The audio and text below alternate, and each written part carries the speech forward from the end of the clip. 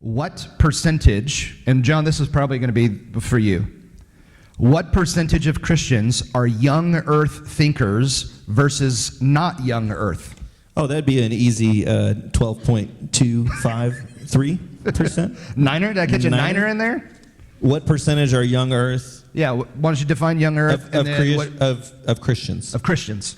So young earth creationists would be a viewpoint that God, which Ian taught when we were in Genesis 1 and 2, that God created the earth in 6 days. I rested on the seventh day. There are different genealogies. You can do some math and you can figure out how old the earth, how many years passed from Adam to Abraham, then from Abraham to Jesus, we know historically, and then Jesus to today. We know that. And so young earth would say that the earth, let's just say, many say it's around 6,000 years, but from 6 to 10,000 years. We have this modern geology, which really began in the 1800s, right before Charles Darwin started talking about evolution, and these ideologies started to become just widespread throughout the world.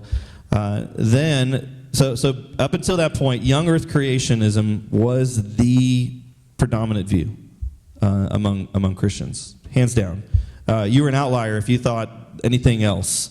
But once the world started saying, well, I think that these rocks are this old and that the universe is this old, and then you've got Christians taking man's ideas and going, well, science or man's interpretation, which I know we've gotten into before, and we don't have a lot of time, so I'll try to be brief. We're going to take man's ideas and we're going to impose it in Scripture.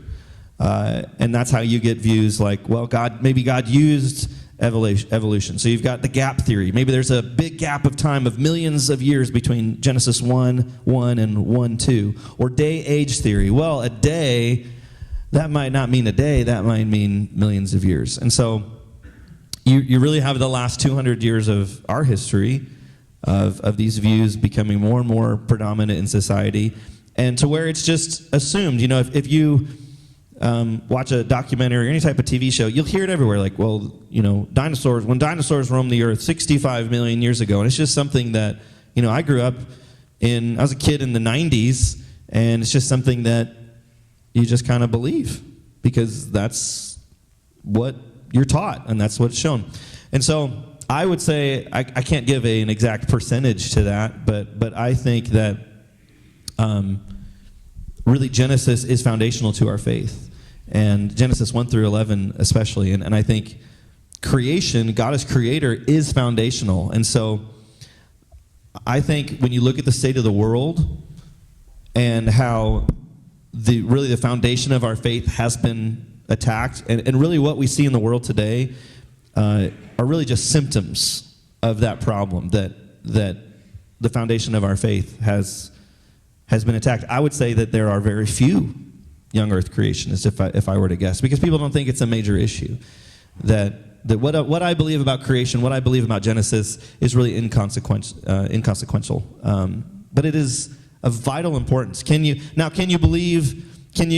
be unsure about your views in Genesis and be a Christian? Yes, you can be a Christian. But I think it's worth some very deep thought and some time meditating on what do I believe about what God says, and some research. It's not an issue that we just kind of push to the side. I think it's worth our attention. And so, yeah, I would say if you look at the state of our world, final answer, 22.292%. I don't know. Not many. Not many. Maybe 2%. And I think among committed believers, it's a higher percentage. Like in this church, I bet if we polled you, I would say a pretty good amount. I wouldn't necessarily say majority would say, yeah, believe that Genesis 1 actually means what it says. When you get into the higher academic levels and seminaries and all that kind of stuff, it plummets because the academic world in large part in the Christian realm, has sold out completely. And many of the seminaries that were once stalwart defenders of the Bible aren't anymore. And there's only a handful of evangelical seminaries in America that hold to a literal creation view. The rest of them don't. And it's been fascinating. We've talked about this before. If there's a theologian that we follow or that we really like, and we like this guy, and we read some of his books, usually this kind of thing is like newsworthy in the theological world. Oh, so-and-so denies six-day literal creation or young earth. Typically, it's like the first domino that falls. So if you keep an eye on those guys, so today they're going, well, I'm not sure about Genesis 1. The next thing you know, they're like, I'm not so sure about sexuality anymore. You really see this progression of these views that start to crumble because the foundation has crumbled. Yep. And so I find that fascinating. I think that's really revealing about the importance of what we believe about the book of Genesis and creation when you see that happening with people.